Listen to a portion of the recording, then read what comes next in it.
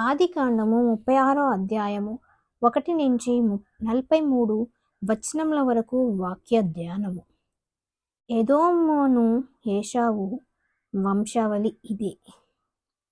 ఏశావు కానాను కుమార్తెలలో హిత్తీయుడైన ఎలోను కుమార్తెయగు ఆదాను, హివ్వీయుడైన సిబ్యోను కుమార్తె అయిన ఆనా కుమార్తెయగు అహోలీబామాను, ఇష్మాయేలు కుమార్తెయు నెబాయోతు సహోదరియు నైన బాషెమాతును పెండ్లియాడెను. ఆదా ఏశావునకు ఎలీఫజును కనెను. బాషెమాతు రగూయేలును కనెను. అహోలీబామా యూషును, యాలామును, కోరహును కనెను. కానాను దేశములో ఏశావునకు పుట్టిన కుమారులు వీరే. ఏశావు తన భార్యలను, తన కుమారులను, తన కుమార్తెలను, తన ఇంటివారినందరినీ, తన మందలను, తన సమస్త పశువులను, తాను కానాను దేశములో సంపాదించిన ఆస్తి యావత్తును తీసుకొని తన తమ్ముడైన యాకోబు ఎదుట నుండి మరియొక దేశమునకు వెళ్ళిపోయెను. వారు విస్తారమైన సంపద గలవారు గనుక వారు కలిసి నివసింపలేకపోయిరి. వారి పశువులు విశేషమైయున్నందున వారు పరదేశులయుండిన భూమి వారిని భరింపలేకపోయెను. అప్పుడు ఏశావు శేయీరు మాన్యములో నివసించెను. ఏశావు అనగా ఎదోము. శేయీరు మాన్యములో నివసించిన ఎదోమీయుల తండ్రి అయిన ఏశావు వంశావళి ఇదే. ఏశావు కుమారుల పేర్లు ఇవే.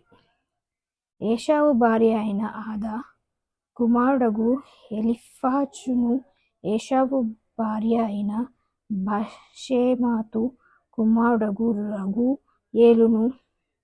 ఎలీఫజు కుమారులు తెమాను, ఒమారు, సెఫో, గాతాము, కనజు. తీమా ఏశావు కుమారుడైన ఎలీఫజునకు ఉపపత్ని. ఆమె ఎలీఫజుకు అమాలేకుని కనెను. వీరు ఏశావు భార్య అయిన ఆదా కుమారులు. రగూయేలు కుమారులు నహతు, జెరహు, షేమా, మిజా. వీరు ఏశావు భార్య అయిన బేషెమాతు కుమారులు. ఏశావు భార్య అయిన సిబ్యోను కుమార్తెయగు ఆనా కుమార్తె అయిన అహోలీబామా కుమారులు ఎవరనగా, ఆమె ఏశావునకు కనిన యూషు, యాలాము, కోరహు. ఏశావు కుమారులలో వీరు నాయకులు. ఏశావు ప్రథమ కుమారుడైన ఎలీఫజు కుమారులు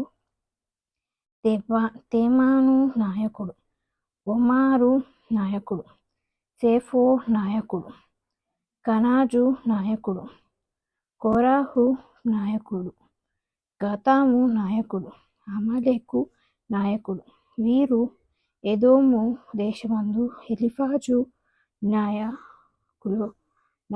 వీరు ఆదా కుమారులు. వీరు ఏశావు కుమారుడైన రగూయేలు కుమారులు. నహతు నాయకుడు, జెరహు నాయకుడు, షిమ్మా నాయకుడు, మిజ్జా నాయకుడు. వీరు ఎదోము దేశమందు రగూయేలు సంతానపు నాయకులు. వీరు ఏశావు భార్య అయిన బేషెమాతు కుమారులు. వీరు ఏశావు భార్య అయిన అహోలీబామా కుమారులు. యుషు నాయకుడు, యగ్లాము నాయకుడు, కోరాహు నాయకుడు.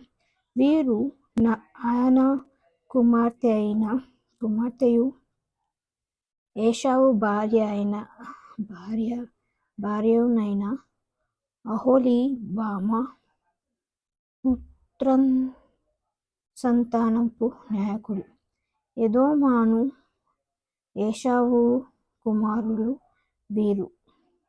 వారి వారి సంతానపు నాయకులు వీరు.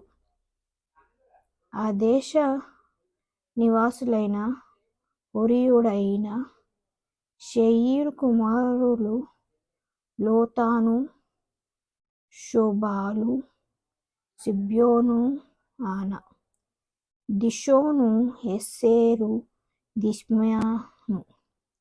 వీరు ఎదోము దేశమందు శేయీరు పుత్రులైన హోరీయుల నాయకులు. లోతాను కుమారులు హేమీము. లోతాను సహోదరి తిమ్మా. శోబాలు కుమారులు అల్ఫాను, మనాహద్దు, ఎబాదు, షిఫ్ఫోను, ఓనాము. సిబ్యోను కుమారులు ఆనా. ఆనా తన తండ్రి అయిన సిబ్యోను గాడిదలను మేపుచుండి అరణ్యంలో ఉప్నాదారులను కనిన వాడు. ఆనా సంతానము దిషోను. ఆనా కుమార్తె అయిన అహోలీబామా. దిష్మోను కుమారులు హేమద్ను, ఎష్బోను, ఇత్రాను, కెరాను. ఏసారు కుమారులు బిలాను, జావాను, అర్కాను. దిష్మాను కుమారులు ఊజు, అరాను.